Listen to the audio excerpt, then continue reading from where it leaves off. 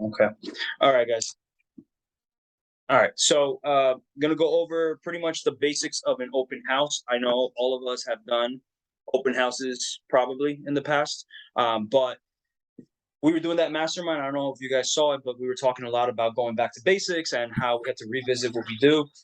Back in the day, we used to have all these open houses, and sometimes you wouldn't get a lot of people. Now, the last 2 years, every open house, you usually have a line of people at the door and whatnot. So we got to go back to basics and talk about what is needed to make a good open house. So, in my opinion, a good open house starts before the day of the open house, right? So, part of what we're doing today, so for those of you joining on Zoom, I'm here in person with some agents that are doing some door knocking. So what we're going to do today is essentially go to the neighborhood where we're having the open house and knock on the door and say, "Hey guys, my name is George Casalins. I'm here with Lifestyle International Realty. I just want to let you know that we have an open house. We're listing your neighbor's property for sale, and I wanted to invite you to the open house. But also, if you have ever heard, which I'm sure you guys have, this is a beautiful neighborhood. If you've ever heard of anybody saying, 'Hey, I kind of want to live in your neighborhood,' or 'I wish I could buy a house in your neighborhood,' well, this is the opportunity right now. Somebody could, if you've ever heard of someone that wants to live in your neighborhood, you can tell them right now that we have an open house on Sunday. It's from 1 to 4. What I have here, guys, if you're on Zoom, I have a flyer. I use this thing called List Reports. Essentially, it has a picture of the property, how many beds and baths, a quick description, and it also has our open house advertised there. So you can see it's Sunday, 7:31 from 1 to 4. So the idea to canvas is always great. You always want to knock on doors, but a lot of times people don't like solicitation, or they don't like people to just come in and start knocking on your door for no reason. So the fact that you have something that you're not really soliciting them, but you have the opportunity, if they do want to sell, or if they have a buyer, to come in. So what your objective is. Every activity that we do in real estate, we always want to have money in mind, right? Because that's what we're here for. We're ABC, always be closing. You always got to get to the closing. So you're getting in front of them, you're knocking on the door, you're inviting them to the open house. But real quick, what you say is a couple of things, and you guys can work on the script your way. I'll give you a couple of examples. You can transition to say pretty much, if you have a buyer, please send them out, or here's my card, here's my information. They can contact me if they can't make it to the open house. I can schedule a private showing. So you have a potential to get a buyer of somebody that they know. Maybe they're renting the property and are looking to purchase, right? So you have that opportunity, and then what can you do with that? You could also theoretically turn that into a rental, because if you're going to help them find a house, hey, does your landlord know that you're moving out? Do you mind if I reach out to them, because I could get this rented out for them? That way the transition's easier for you. And then what you hit them with too is, if they're in the middle of a lease, sometimes the landlords would rather they get out, because maybe they can rent it out for more. So say, hey, let me negotiate on your behalf to see if your landlord will let you out of your lease early without losing your security deposit, if I can get more money for the rental, right? Just whatever excuse you could try to find, you could potentially get a buyer from it, and you can get a rental listing out of it, right? The other option is they might say, oh, I have a buyer direct. Try to get the information of the client. Don't be too pushy, but sometimes when you give your card, the people are not going to contact you. Whereas if you get their information, it's on you to contact them. You always want to start and give the card, obviously, because it's less pushy. But you also want to prod and say, look, if you want, you give me the information, I'll give them a call and I'll try to help them out. Some people will give it to you. If not, then just say, okay, no problem. Just have them call me when they're ready or whatever. At the same token, we also talk about, like, they might have real estate related questions, right? So at that point, take advantage to answer what you can.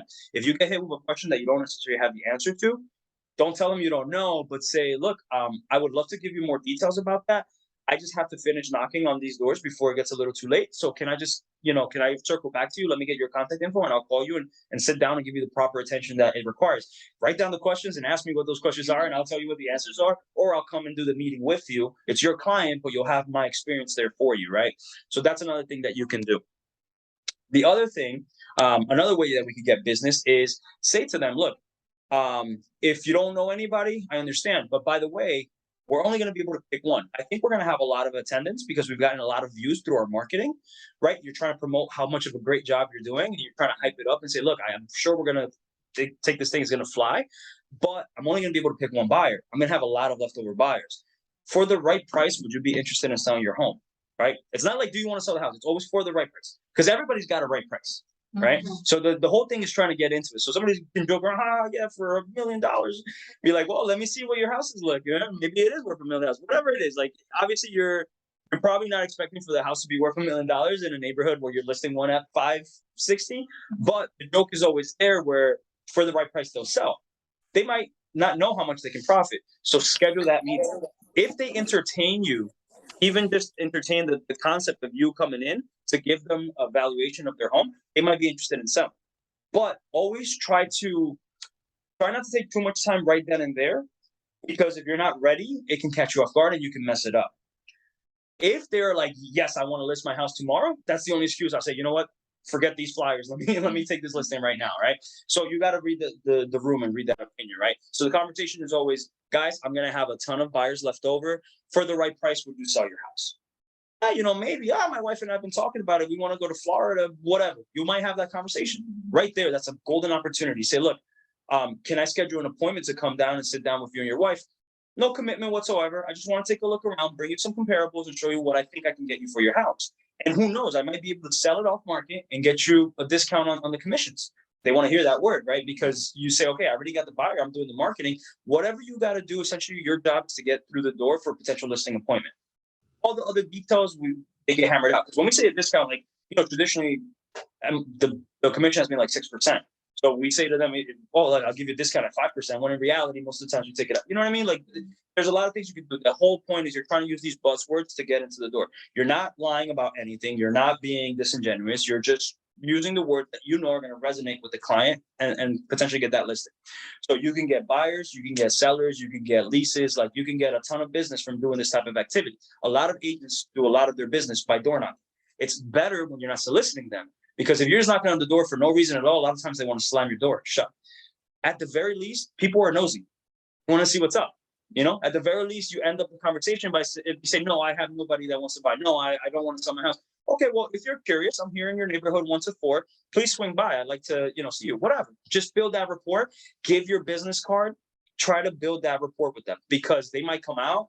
They might call you. You don't ever know what it turns into. Real estate is the type of business where you have to be in front of as many people as possible and try to turn those opportunities into business.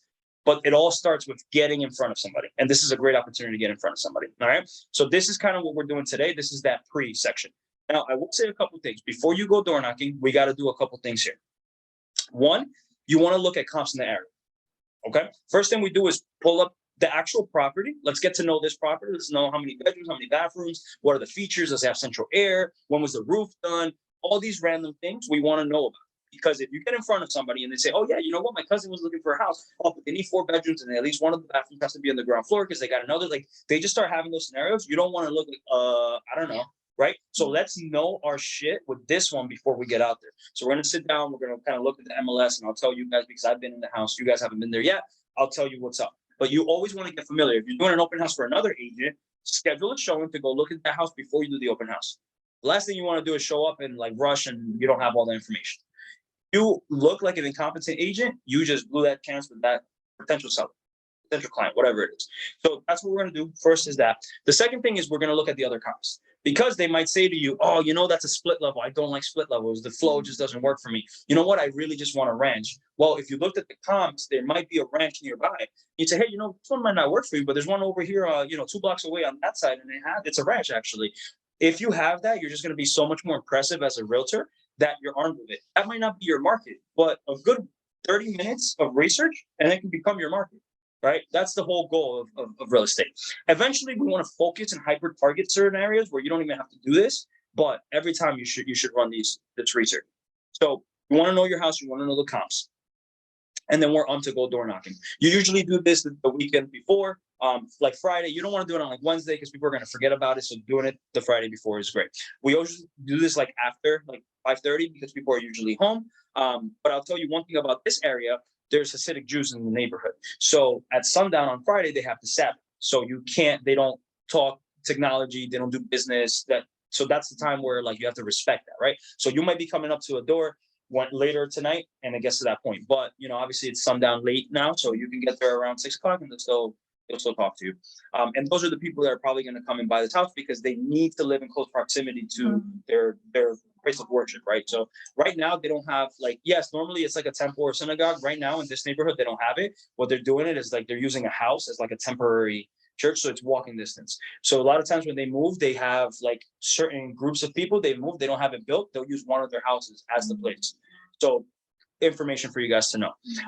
So fast forward the day of the open house. So we're at the open house. I don't want you guys just to show up at like 15 minutes before an open house. Typically, you want to get out there, maybe at least an hour beforehand.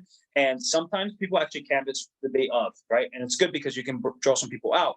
But what you could also do is you can come over, set up your signs, and a lot of people just, as they see the signs, they start coming out. I usually team up with a lender for my open houses. And the reason why is because sometimes people just show up because they see the open house on Zillow, they see it on Realtor, and they are not pre-approved yet. That's fine. You got to understand that you're not necessarily trying to sell this house at that open house. It'd be great to sell the house at the open house, but in reality, it doesn't happen like that. What you really do at open houses is prospect people. And instead of paying for leads, you're paying by 3-4 hours of your time, but you're getting FaceTime with these potential buyers. I've been able to convert a ton of buyers. The majority of my buyers have come from open houses. So I really implore you guys to do these open houses. But again, you got to have certain things ready when you're at open houses. One is I like to have a lender with me.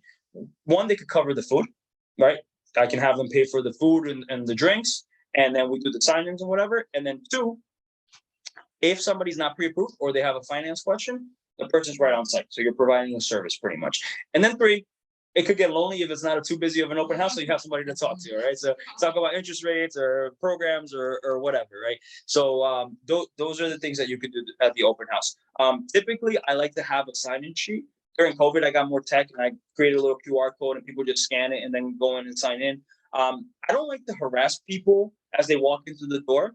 My open houses, a lot of buyers are actually kind of like surprised because they usually come in and they're like, oh, you don't want me to sign in? Like, what's going on? Typically, I welcome them. I don't bombard them. I say, hey, how's it going? Welcome to the house. Please take a look around. I'm going to be in the kitchen. If you have any questions, I'll help you. Right? I'm not trying to be that product because right off the bat, anytime I have a first impression with someone, I'm trying to win their trust. Right? So me being relaxed and not being a bloodthirsty realtor who's, starving for the business, I'm not trying to attack them because they don't like that. So I welcome them. I let them go through. Usually I have them when they're coming down the stairs. That's when I catch them, right? Even though I'm kind of floating around, I'm paying attention.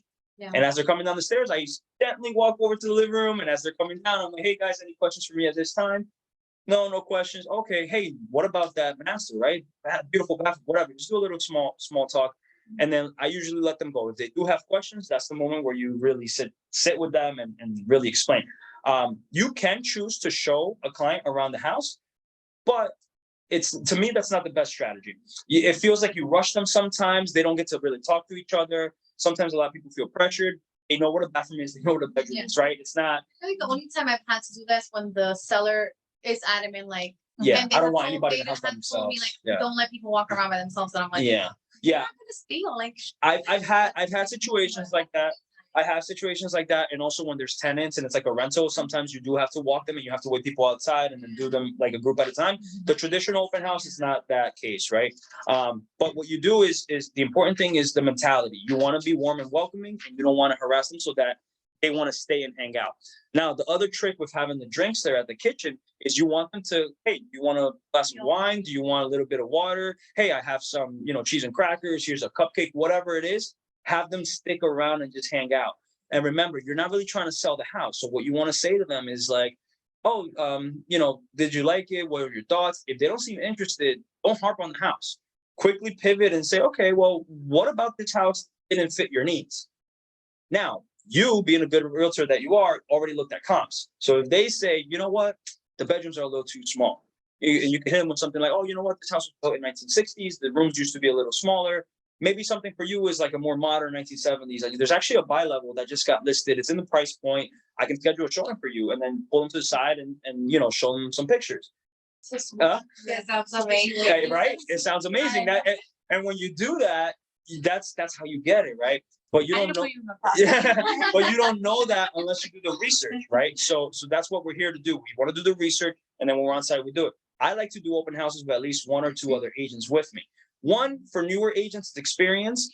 But 2, for me, it's like, look, if I'm busy with my open house and I have more people coming, hey, this person's legit. They're out here from New York. You know what, guys? Hold it down. I'm gonna go show this house right now. Like, you could be that agent and you can convert it. I've had many. I can't even tell how many clients I've converted just like that.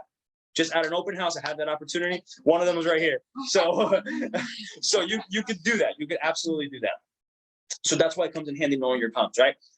The other thing is just be social with them. Just honestly be social with them. And if they're just like tired or like, oh, we're from New York, we saw a bunch of houses, nothing's hitting, look up a couple restaurants nearby. Be like, hey guys, before you drive up to New York, I just want you to know there's Linden House Diners on St. George, like 2 blocks from here. Great eggplant farm, whatever. Just be that local tour guide because you just leave such a good impression with them. You know how many times I say stuff like this and they'll just be like, hey, do you have a business card? Like they'll ask me for it before I'm even soliciting the business because all I'm doing is I'm providing value. And then from there, they see that value and they want more, right? That's your goal. Be a realtor that can provide value and then take it from there. Just all right.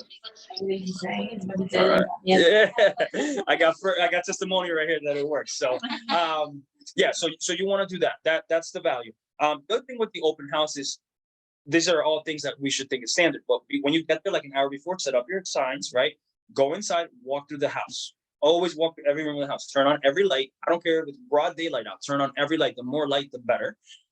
Make sure there's no funky smells. I usually keep like a Glade plugins in the car and I'll plug them into the house, like in the hall. Sometimes it can be too much, right? If it's a smaller house, just plug it in maybe at the entrance, maybe in the hallway upstairs, maybe 3, one in every level, right? Because you want a good smell. That first impression is key. Sometimes I'll have like candles in the kitchen, just little, you set the mood, right? Because it wants to be inviting. It wants to be something that people want to stay and hang out. That's crucially important. And you can reuse the Glade plugins. Don't think it's really expensive to do this, right? You unplug it before you leave it and you take it.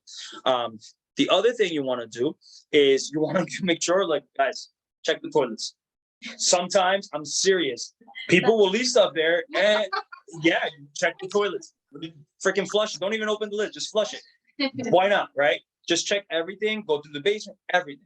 All right. You would be surprised how many problems potentially you can catch. I've had situations where I've caught problems and like, let's say, look, you're not trying to hide anything, but let's say that there was some leak from a pipe and you're like, holy shit, that thing's leaking, right? Let me cover it here. And then I'm going to text my client and say, hey, you need to get a plumber over here and fix it. You're not hiding anything, but you just don't want to create a situation where the client is turned off by something that you're going to fix anyway, right? Do all of these things. Be prepared for that day. This isn't your house. It might not be your listing. So take the time to go through everything. All right. Final thing is when you do your sign-ins, one of the things that I do, I have people do paper sign-ins now, or I do the QR, right? I also take my phone and I make notes. So if somebody tells me, hey, my name is Kim, and they sign in, whatever, I always try to remember Kim. Then before they leave, I have a conversation with them. And whatever they tell me that's of value, I want to make a note, right? So I just put Kim has 2 kids, wants a ranch, whatever. Because I can't write that on an open house sign-in sheet and have other people see that. You know what I mean? So you want to take those notes and you write it. In the past, I've also used Excel sheets on my computer and I'll put a column all the way on the right and I'll scroll to the right, add my notes, and they'll go to the left. But you can do whatever way you want, just add notes. Because there's a follow-up part. When you follow up with them, the worst thing you could do is like not remember who they are.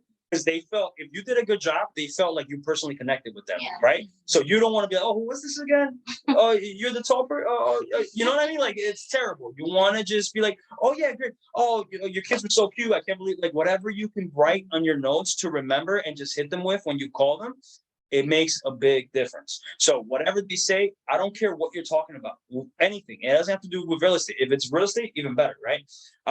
And you'd be surprised. A lot of clients show up without their agents because, agents send them out. I'll just tell you, I send some of my clients out on open houses, but only after I've done my buyer consultation. I have full confidence that they're not going to dip on me because I've already done my part to build that rapport. There's some agents that won't even do their first showing. Like, they get inquiries about it and they're so lazy. Like, oh, there's an open house on Sunday. Go, let me know how you like it. Forget about it. That client is mine. Like, I'm not trying, but just with all the things that I'm doing, they're not going to go there. I've had clients that show up and be like, look, I really want this house. I have a realtor, but I want the house. Can we write the offer right now? First thing I ask, do you have a buyer's exclusive agreement with your realtor? Have you signed a buyer's exclusive agreement? Typically, if the agent is so lazy that they didn't, that they sent them to open house, they probably didn't. Second thing is like, look, you have a realtor. I'm not soliciting you, but if you want me to write the offer, I am here doing this. We can. I've also, I don't know if this is true, but I've heard that if you do sign an exclusive and the agent didn't show you the house, that's just like. Yeah, there's an issue with like procuring cause, right? So if the agent didn't show the house, then they don't really have a claim that they procured the cause. But however, it is an open house, so if they did show up and they have like a relationship with a realtor, it gets dicey. You really don't want to get into that. If they have a buyer's exclusive, I typically just kind of at that point, I just kind of say, look, call the agent, whatever. Yes, theoretically, a buyer's exclusive is really non-binding. It's binding to the point that it's not. So you could convert that, but I typically just try not to. I try like, honestly, not one time have I had that situation happen. I've had buyers that straight up right out the spot, they're like, you know what, my realtors are so lazy, they don't even look for me anymore. I want somebody who's going to be about it. You write it up, right? So again, there are ways for you to get the business right there. But the more important thing, where I see a ton of new agents fail, is they let buyers walk out without any type of follow through. Okay, maybe this house isn't for you, but which is the house for you? Right? That's the question. No problem. This house didn't work out. You're not offending me. It's not mine. I want to help you. If you give me a chance, just tell me what you're looking for, and I can email you a couple properties that work. Right? That's how I get them every time. So you ask for the email address. You ask them if it's okay for you to contact them. Ask them if they're working. A lot of times they'll say, "Yeah, I'm working with an agent, but whatever. Send it to me. If it's something good, that's an opportunity. That's an invitation, right? That somebody's messing up, and you have the chance to pick that up." Yeah. Driving here. Yeah, no, it happens. I mean, and we'll talk about later how you can protect yourself against that. I'll do like a back to basics with buyers, and it's about like doing these buyer consultations. That's where you really win that. But yeah, so you go and you have those conversations. When you're there, you know the comps, so you can talk to them about other properties in the area. But the stuff that I hit them with, 90% of them are from New York, right? So they're looking for transportation.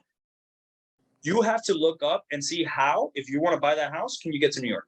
So what do? I go on Google Maps, I type in from that address, and I put New York Penn Station as the recipient, and then I look at the different tabs. And you can see the bus routes, you can see the train routes, you can see everything. If it's a one-seat ride, you want to emphasize that. A one-seat ride means they get on the train and they go straight to Penn Station.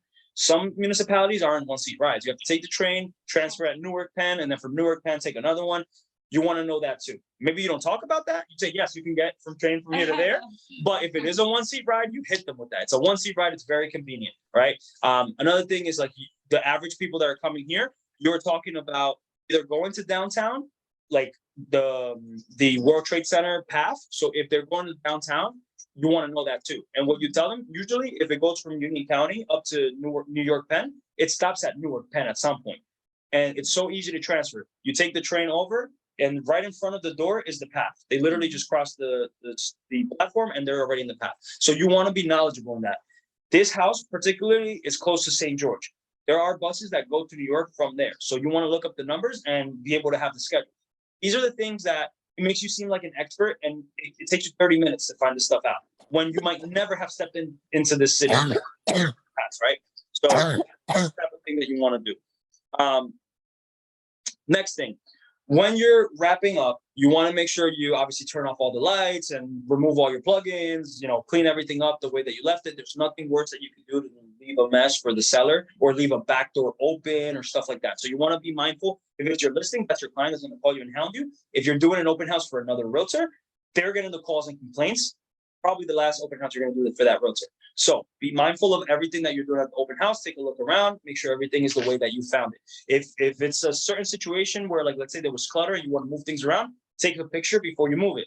Then move it out the way. That way it's clear for the open house. When you go to pack up, open up your phone, look at the picture, put everything back. Simple stuff, but it's the basics, right?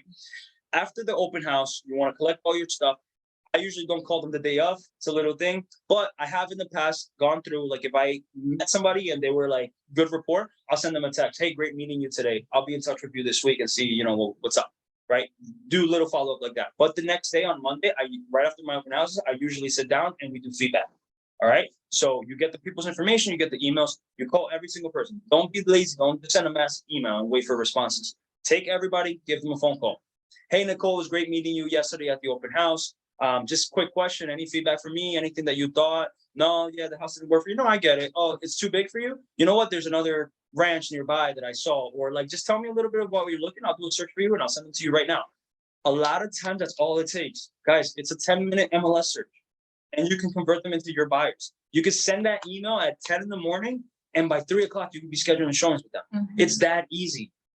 And guess what? They're probably submitting inquiries on Zillow and there's agents that aren't calling them because they're too busy or not well organized.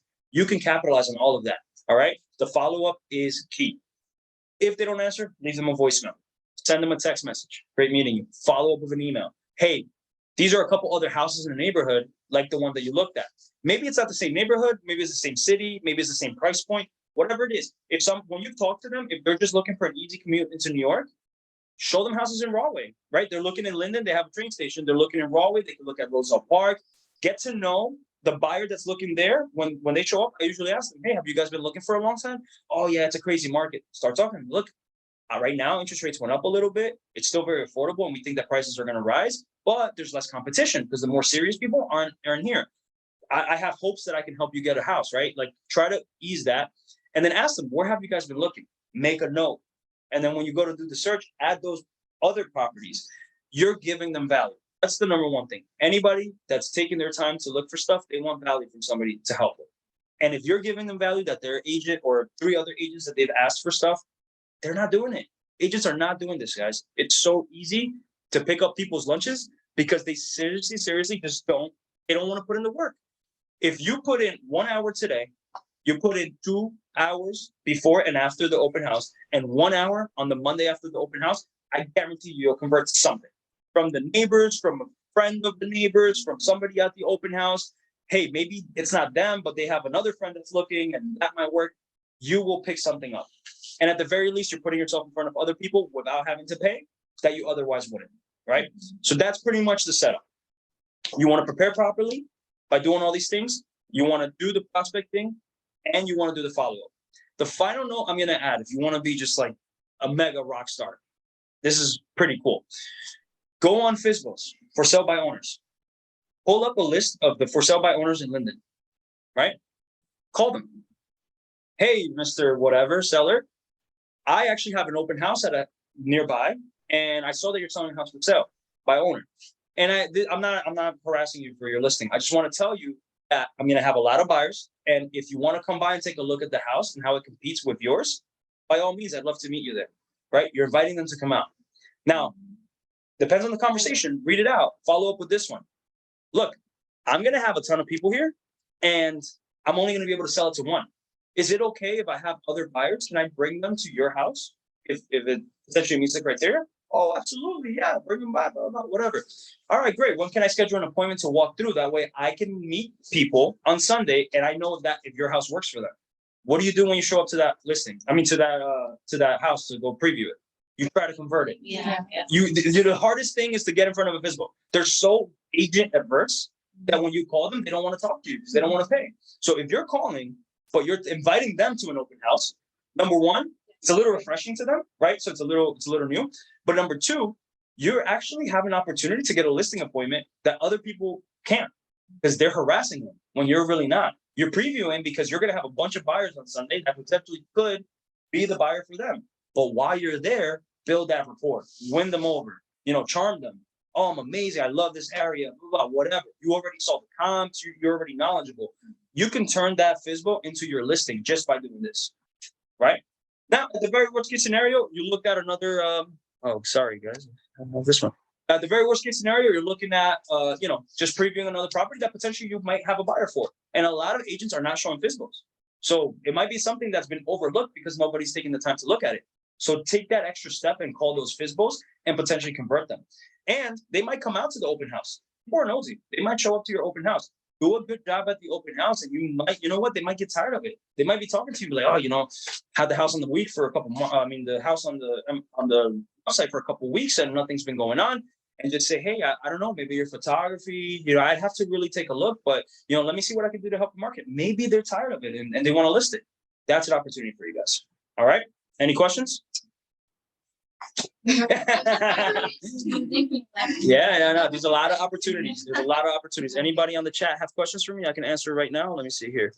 Think information helpful when you send the homes. What platform do you send them from?